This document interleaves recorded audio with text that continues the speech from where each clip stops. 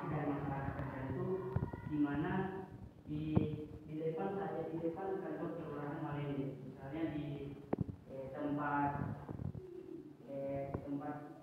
ojek ya, ojek, kemudian di tempat ojek itu pangkalan ojek maksud saya, kemudian ada pangkalan ojek itu adalah kamar, kita sebut adalah kamar 6, kamar 5, kemudian ada di sebelah itu ada kamar 3. Yang saya dengar dalam masyarakat yaitu penyakit dari kelurahan Malende sendiri kita ambil ya, yaitu ada percakapan atau kekeliruan antar kelompok. Yang saya dengarkan itu misalnya terjadi kasus pembunuhan atau saling tembak menembak Kanawaya. Kita ambil misalnya contoh dari situ. Mungkin dari saya, pandangan saya mengenai pemerintah sendiri itu, kita bukan berpihak, kita bukan langsung mengatakan pemerintah itu langsung mengarah ke pusat, melainkan kita harus kembali ke sistem otonom, di mana di mana pemerintah pusat itu memberikan hak dan kewajiban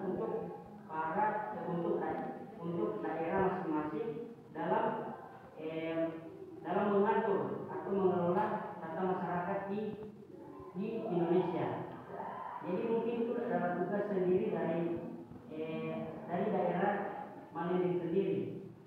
Yang saya dapatkan itu informasi, mungkin pandangan saya dari pemerintah dan kantor beberapa Malende mungkin sudah bertindak dan sudah bertindak ya.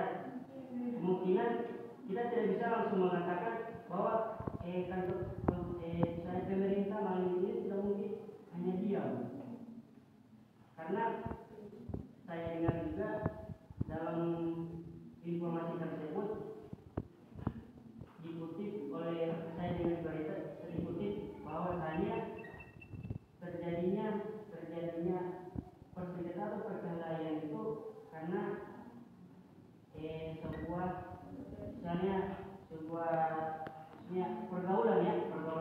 pergaulan dalam masyarakat antara kelompok, misalnya ada yang mabuk-mabukan contohnya, kemudian yang sebelah juga mabuk, kemudian ya mungkin program salah satunya di Kota Manado itu ada namanya, mungkin kita dengar itu tim apa itu, mungkin pernah turun, tapi mungkin itu belum bisa menjerat para pelaku yang menjadi penyakit masyarakat tersebut. Jadi mungkin misalnya Tarkam ya, kita mengenal Tarkam itu adalah salah satu program pemerintah yang pernah diturunkan untuk mengamankan daerah tersebut.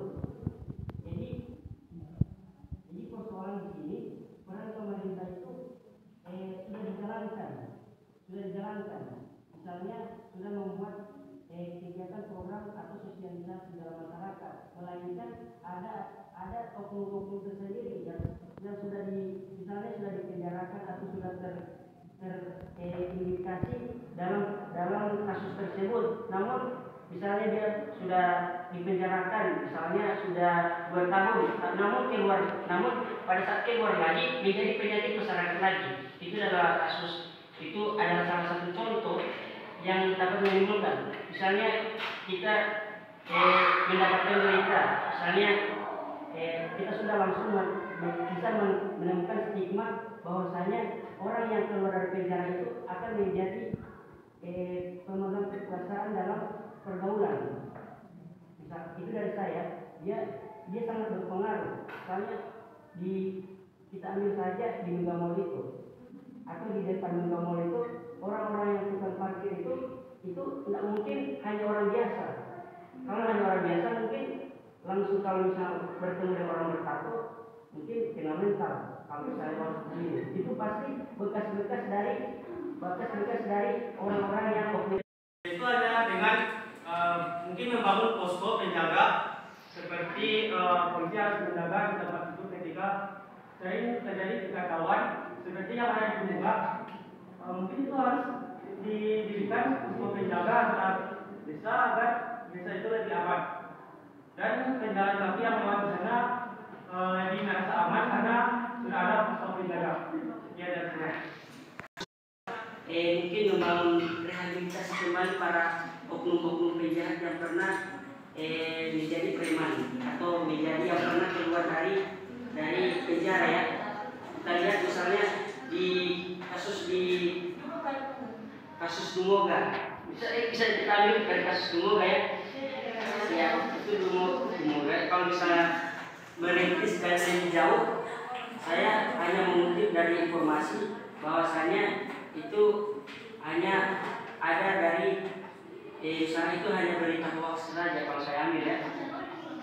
Iya sih, kalau saya ambil saya salah satu aspek yang menurut saya ya dari berita hoax itu mungkin ada oknum-oknum yang maksudnya yang berpengaruh dalam interaksi sosial tersebut dari masalah yang dihadapi oleh kota Mobagu tersebut.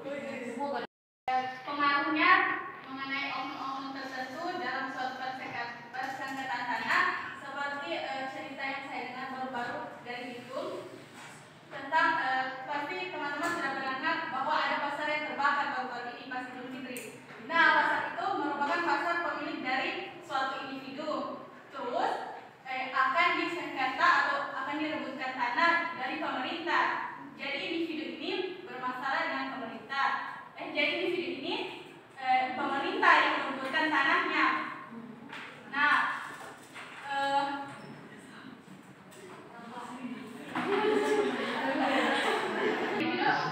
bingung nggak mau minta bantuan kepada siapa, sedangkan pemerintah bahkan pimpinannya ada di Kota Bitung pun kayak itu dah, dia kayak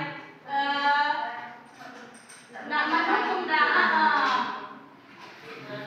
Jadi saya berjalannya waktu Allah kirimkanlah oknum-oknum bahkan dari luar kota untuk membantu masalah ini dah. Nah itu bisa jadi oknum tertentu bisa membantu persengketaan ini dan alhamdulillah bisa berjalan dengan lancar.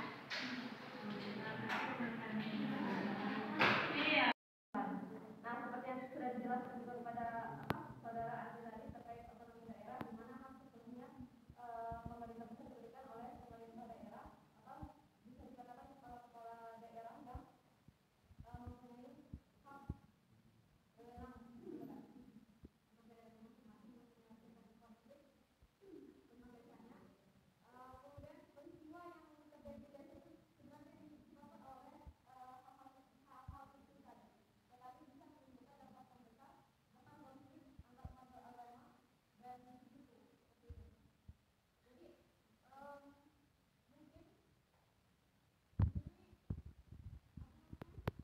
faktor-faktor yang dulu yang harus kita ketahui terkait konflik yang terjadi, yaitu mungkin ada faktor dendam atau ketersinggungan antar kelompok masyarakat. Kemudian mungkin kalau di pedesaan itu masih tentang faktor ketersinggungan. Kemudian ada juga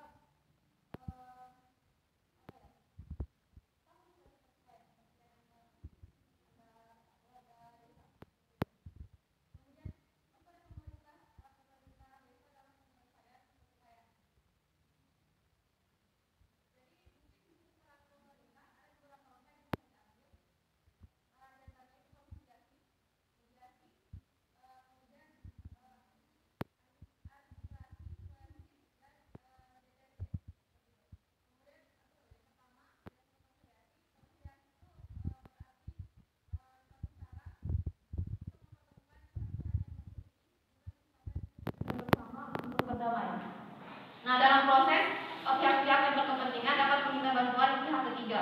Namun dalam hal ini pihak ketiga tidak bertugas secara menyeluruh dan tuntas. Seperti itu. Kemudian ada mediasi mungkin yang sudah biasa terjadi, yang sudah biasa mungkin dilakukan dalam pertikaian antar desa seperti itu. Mediasi itu satu cara menyelesaikan pertikaian dengan menggunakan seorang pengantara atau yang biasa disebut dengan mediator dalam hal tersebut. Kemudian dalam hal ini juga fungsi seseorang mediator hampir sama dengan seorang konsiliator. Seorang mediator juga mempunyai wewenang untuk memberikan keputusan yang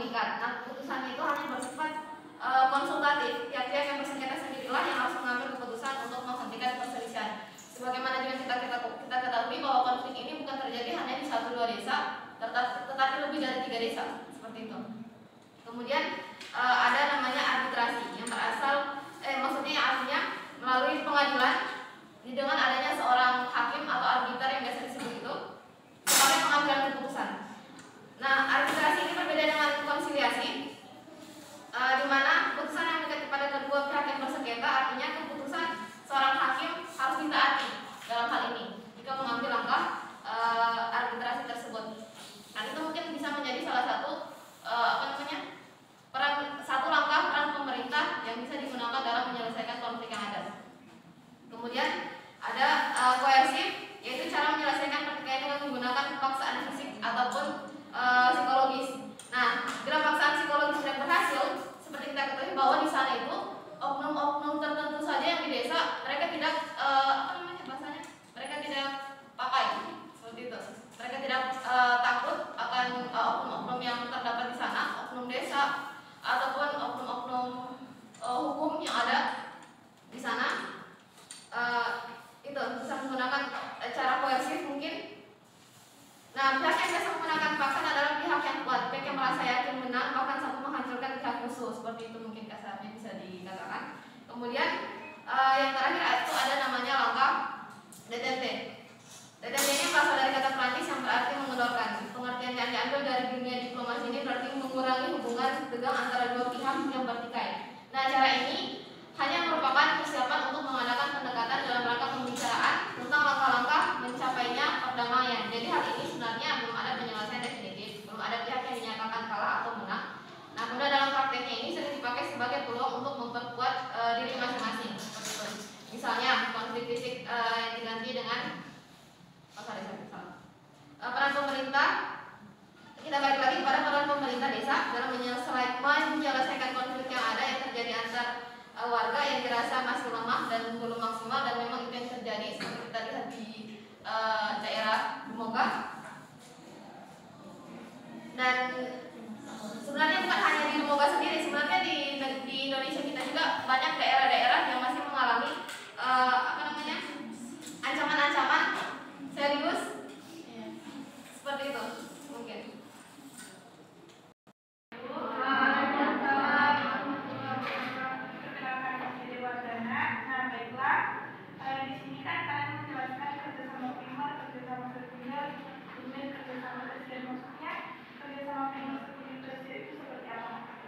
Terima kasih. Wassalamualaikum warahmatullahi wabarakatuh.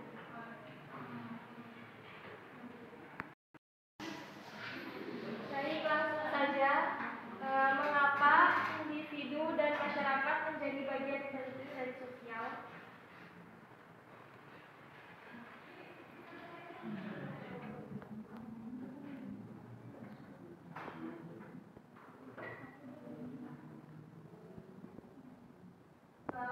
Untuk penanya, saya beri kesempatan bagi 4 orang yang bertanya.